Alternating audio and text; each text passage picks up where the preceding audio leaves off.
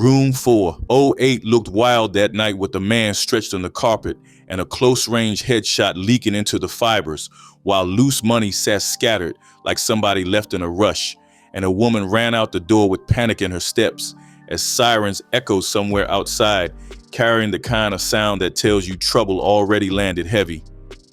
Meanwhile, Max B was in New York that same night, chilling without knowing anything crazy happened or knowing his whole life was about to flip hard because of a story that started spinning faster than he could catch it. People would later say he planned everything, but nothing was simple in this one. This is how everything went wrong for Max Biggaveli. Charlie Wingate grew up in Harlem during the mid-'80s when the neighborhood stayed rough with poverty on every block and broken family structures, pushing young boys toward fast decisions since nobody gave them clean options or enough support to slow down. Charlie moved through the streets, learning the codes early while chasing quick money and getting caught in small robberies until a bigger charge hit in 1997, leading to a robbery conviction that dropped an 8-year sentence on him before he even figured out adulthood. Those years in prison shaped his voice and sharpened his confidence, since he recognized the time wasted and promised himself he would not come home empty-handed or move through life without proving something real. When he stepped out in 2005, he came home hungry and stepped straight into the studio with a focus that felt bigger than anybody around him expected, since he carried new energy and a fresh identity forming around the name Max B. He created Biggaveli by blending Biggie, Jigga, and Machiavelli into a symbol that carried his ambition and personality because he wanted people to understand he planned to stand among giants. His sound developed into a singing rap hybrid that was loose and melodic with a Harlem bounce that made people pay attention because nobody else floated on beats quite like that. His early life connects to this story because it explains why he pushed so hard for success and moved with urgency once he got a second chance, while also showing why loyalty mattered to him in ways that ran deep.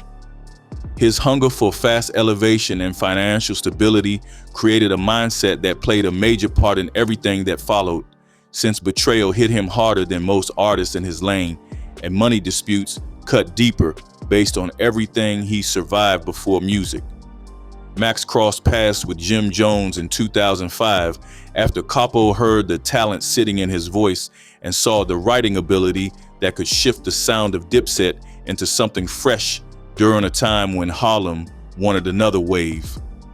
Max started laying hooks and writing pieces that helped shape the atmosphere on Jones's album Harlem, Diary of a Summer, which placed him behind the scenes as a key force even before the public knew his name.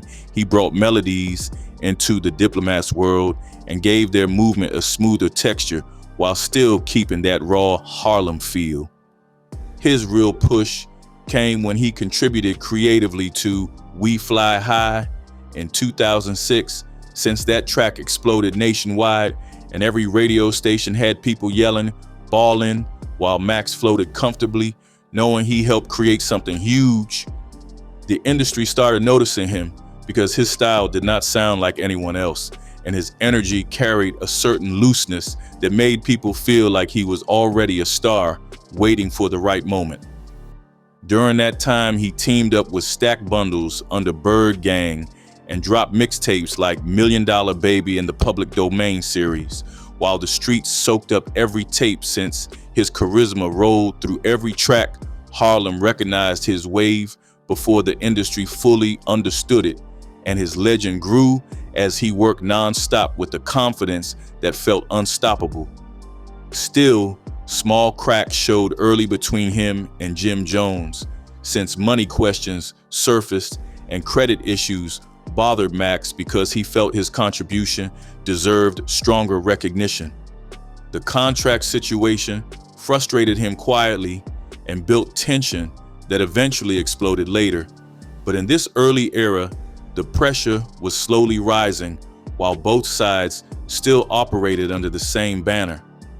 Gina Conway entered the picture from a completely different angle since she started as a Dipset superfan who stayed active on the forums and loved everything about Cameron, Jewels, Jim Jones, and the whole movement. She met Max at a Dipset show in Myrtle Beach around 2005 when she traveled specifically to see the crew, even though some members did not show up, and that small backstage encounter with Max created a spark that moved faster than either of them expected. Within weeks, she packed her bags and moved from North Carolina to New York so she could live with him, showing how quickly their connection escalated. Their relationship turned messy and chaotic once she began stripping at Sin City in the Bronx, while Max juggled music, other women, late nights, and a growing buzz that kept him distracted. Their romance burned out almost as quickly as it started, leading Gina to leave the city for a while before Max pulled her back with familiar promises and leftover feelings that never settled cleanly. She returned to New York only to learn Max already had a new girlfriend who was pregnant, which pushed Gina into an uncomfortable position as she stayed with Max's brother while trying to rebuild her own footing. Her resentment built steadily because she felt pushed out and overlooked while still wanting something from Max, whether it was validation, stability, or connection. That unstable mix created emotions she could not manage well since jealousy and frustration followed her through Harlem streets. Despite everything, she stayed in Max's orbit because she could not fully detach from him and carried a mix of loyalty, anger, history, and confusion that later shaped the reckless decisions tied directly to the robbery that changed all their lives. Gina met Alan J. Plowden outside a Manhattan club one night when he pulled up in a white Mercedes-Benz carrying the type of energy rich dudes love to show around dancers. Jay carried real flash with champagne bottles popping and cash flowing everywhere, while Gina watched him move like somebody who never worried about bills or limits. She noticed the bags of money sitting in the back seat and felt something switch inside her, because most people never see that kind of loose cash thrown around casually. Jay invited her into the car and kept flexing while they talked, and she quickly locked into his vibe because he made her feel like the night would end with something luxurious. Plowden operated inside a whole different world that Gina didn't fully understand, because he ran heavy mortgage fraud schemes across multiple states and stacked money through identity theft rings that were already under federal investigation. His scams brought in large amounts of cash that he carried everywhere since he trusted money in hand more than anything sitting in a bank. He kept huge stacks in hotel rooms and rented apartments since he felt safer controlling the cash himself rather than letting it sit anywhere official. Everything around him looked glamorous on the outside, while his real lifestyle sat rooted in illegal money moving fast from one scam to another. The key moment came when Gina left the Holiday Inn in Fort Lee with Plowden's room key after their meetup, and nobody really knows if she took it accidentally or slid it into her purse on purpose. Some people believe he told her to hold it while he handled something during check-in, while others think she grabbed it, knowing he carried big money. Whatever happened that night, Gina walked back into Harlem holding a key to room 408 without Plowden realizing it was missing immediately. She told Max about the key once she returned, and that conversation sparked everything that followed, since the idea of a possible lick entered the atmosphere instantly. Gina later claimed Max lit up when he heard the story about the cash and the key, and she said he pushed her to go back and take whatever she could find. Supporters of Max argued that Gina created the plan herself since she carried resentment and wanted fast money to stabilize her life. These conflicting stories built the foundation for the entire case because both sides described that early moment differently, and the truth depended on which version people believed. Gina prepared for the ride to Fort Lee late on September 22, 2006, while swallowing multiple ecstasy pills and drinking heavy amounts of Hennessy that pushed her into a foggy state Kelvin Leardam joined her as muscle for the robbery, since he was Max's stepbrother and had a reputation for handling tense situations better than most people around him. They jumped in a cab heading toward New Jersey, although Gina was too high to give clear directions, which forced the driver into wrong turns and long loops for nearly 2 hours before they finally reached the Holiday Inn.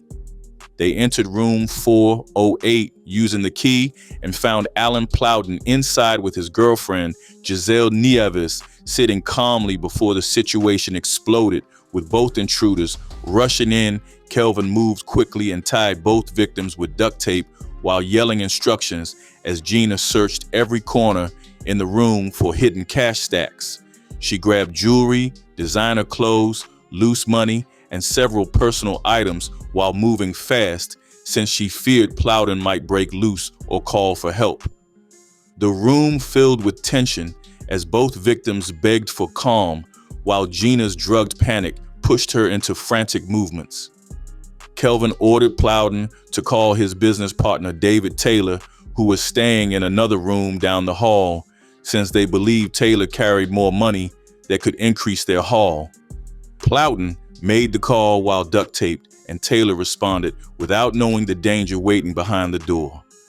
Taylor walked into room 408 without hesitation, stepping straight into a trap that turned deadly within seconds because Kelvin reacted aggressively once the door opened. David Taylor entered the room and took one step forward before a single close-range gunshot struck him in the head, dropping him instantly onto the floor without any chance for movement.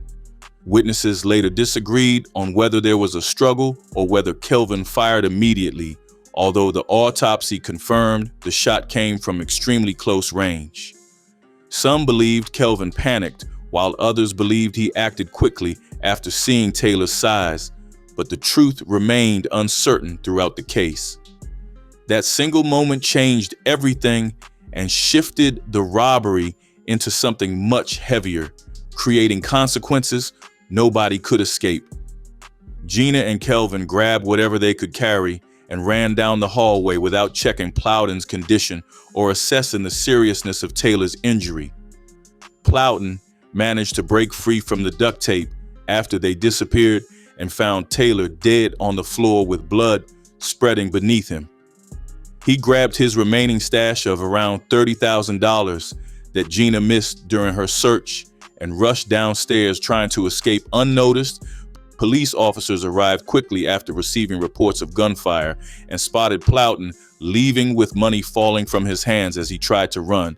They detained him at the hotel entrance and secured the scene inside room 408, where Taylor remained motionless.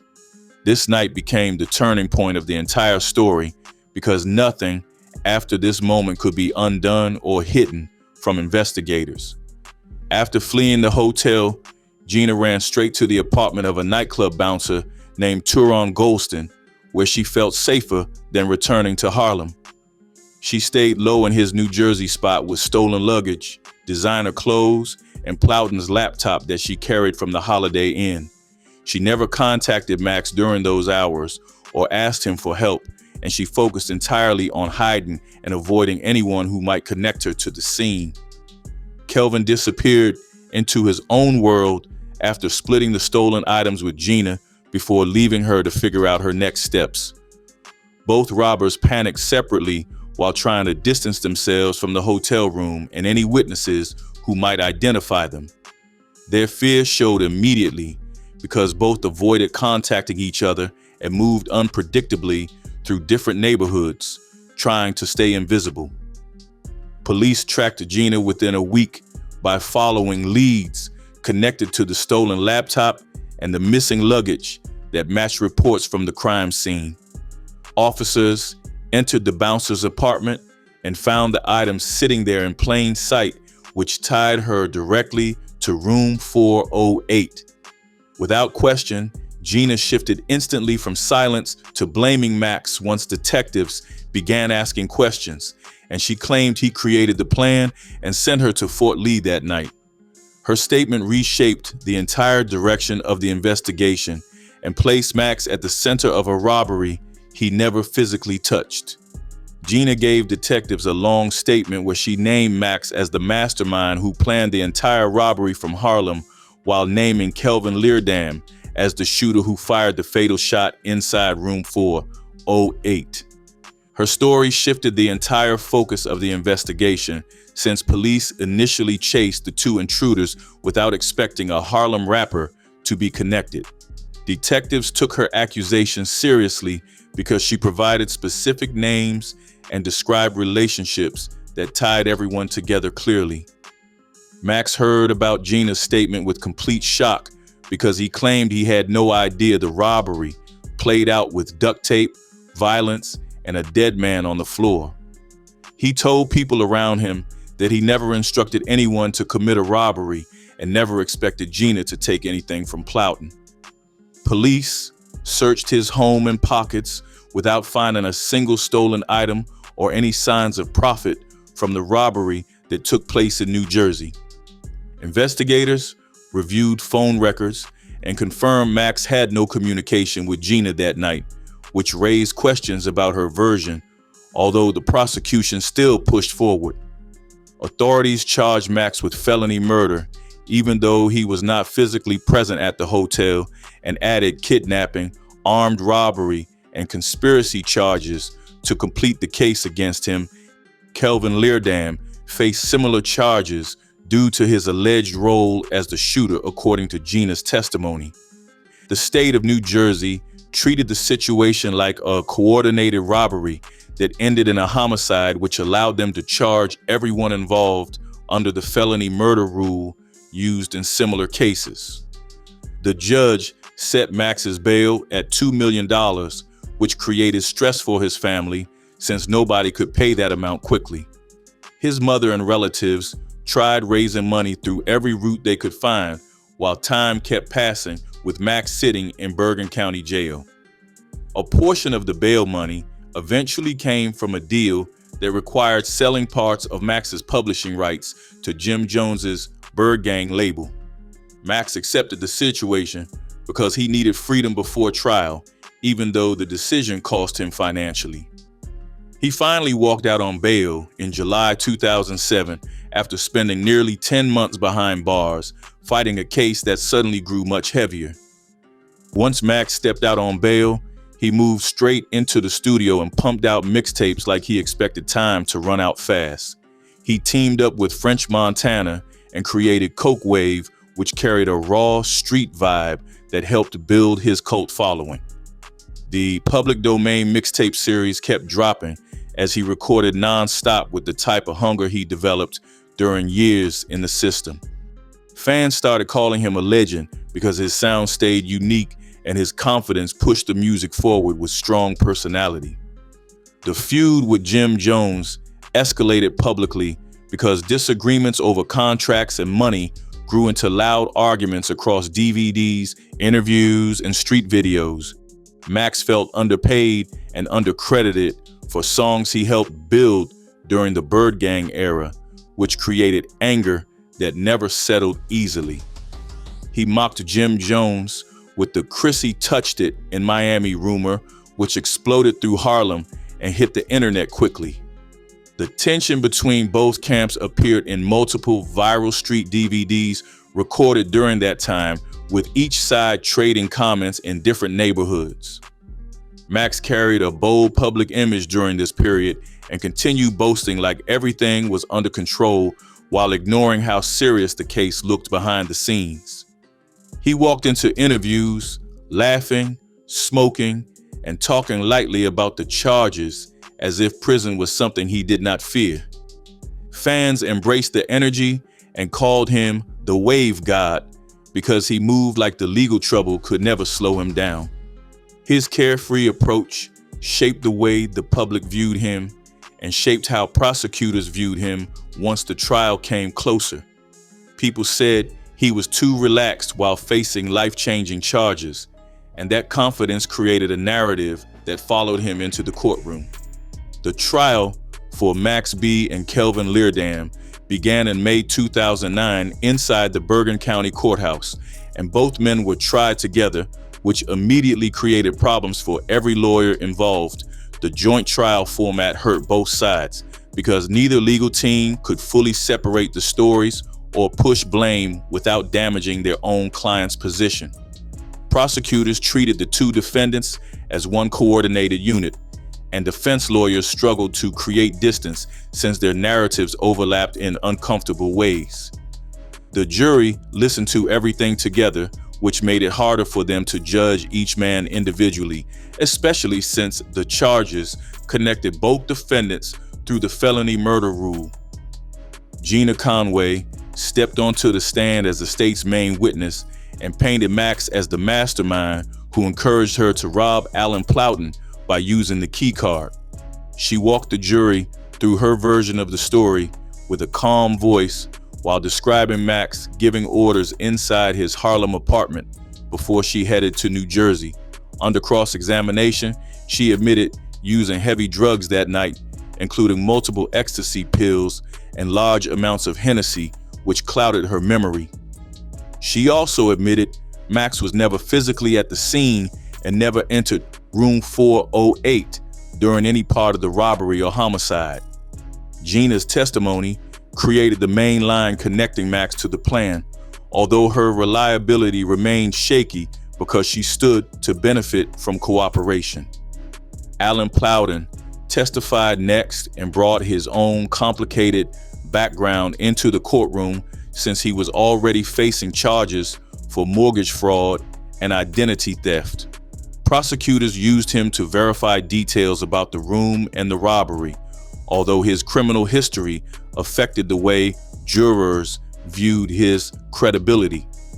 Defense lawyers reminded the jury that Plowden originally misidentified someone else entirely when first shown photo arrays, which weakened the prosecution's effort to tie Kelvin Leardam directly to the shooting. His shifting statements raised questions, yet the state continued presenting him as a trustworthy victim who survived the attack. The defense strategy focused heavily on breaking Gina's credibility because she held the key position in the prosecution's case. Lawyers highlighted her drug use, inconsistent statements, and lack of physical evidence tying Max to any planning. They reminded the court that no fingerprints connected Max or Kelvin to room 408 and no murder weapon was ever recovered by investigators. The defense questioned why Max would plan a robbery that happened while he stayed home unaware and did not profit from any stolen items. They stressed the absence of motive for Max since he did not gain money, possessions, or advantage after the robbery unfolded. The jury still returned with a surprising outcome after several days of deliberation because they found Max guilty on 9 out of 11 counts, including felony murder, kidnapping, and armed robbery. The courtroom fell silent when the verdict was read because many people expected a hung jury or a lighter decision based on the inconsistencies. Max stared forward quietly with shock in his expression, while his supporters sat behind him confused and devastated. His lawyer began preparing an appeal immediately because they believed the trial produced reversible errors around the joint structure and witness credibility. Judge Harry Carroll sentenced Max B in September 2009 to 75 years in New Jersey State Prison, which set his earliest parole opportunity for the year 2042. The severity of the sentence hit the courtroom heavily, and Max's mother cried openly as deputies prepared to take her son away. Max kept a straight face but looked emotionally drained since he entered the courthouse expecting a possible victory or at least a shorter term. The long sentence turned him into a prisoner facing decades behind bars, despite never being physically present at the crime scene. Kelvin Leardam received life in prison plus 35 additional years due to his role as the alleged shooter. According to Gina's testimony, his appeals produced no success because prosecutors argued he played the direct physical role in David Taylor's death. Kelvin's legal options slowly disappeared as courts upheld the original verdict, which kept him locked away without any real chance of release. His outcome highlighted how heavily the state pursued every person tied to the robbery, regardless of conflicting statements. Gina Conway eventually received a 15-year sentence after the state rewarded her cooperation and testimony. She pled guilty to manslaughter and armed robbery, and her willingness to testify helped reduce her time dramatically.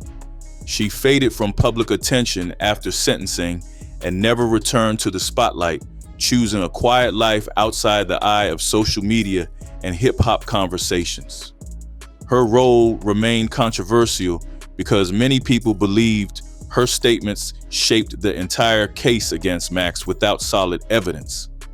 Max continued creating music from inside prison using phone recordings and limited studio access granted by corrections policies.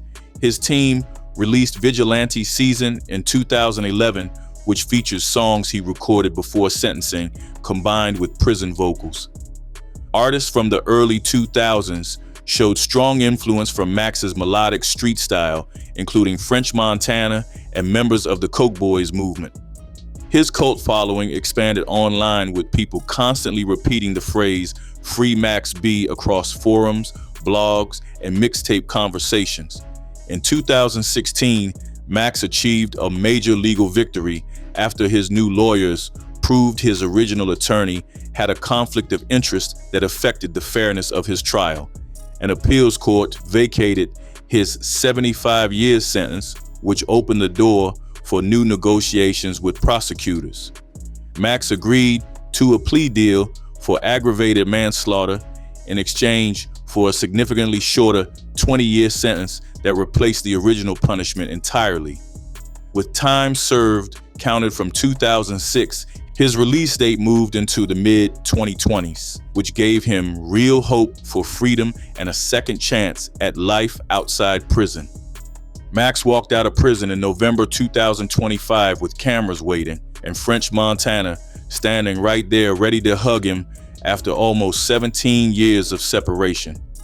He stepped into daylight smiling wide while people recorded videos showing his energy returning fast as he embraced the moment.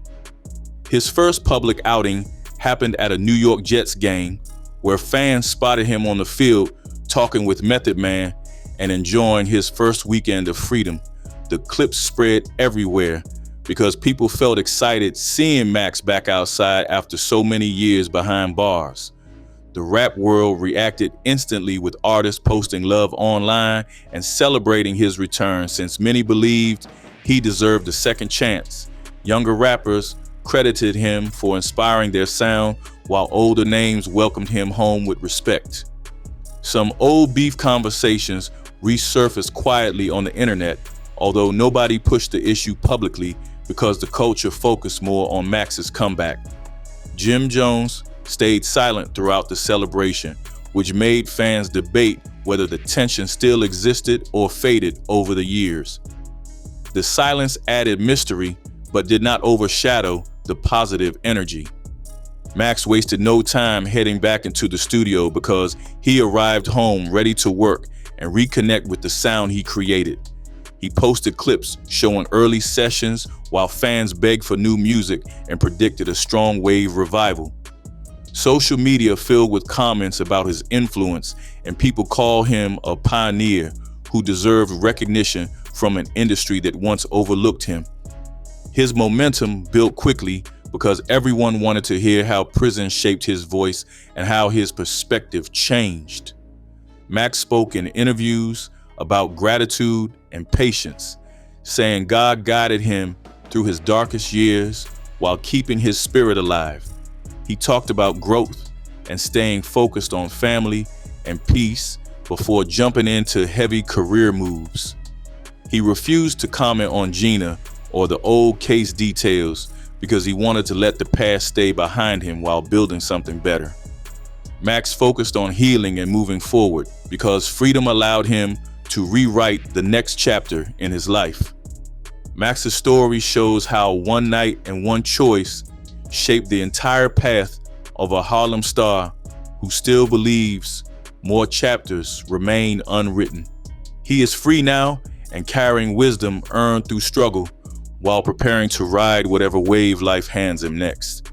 Make sure you subscribe and stay tuned for the next documentary.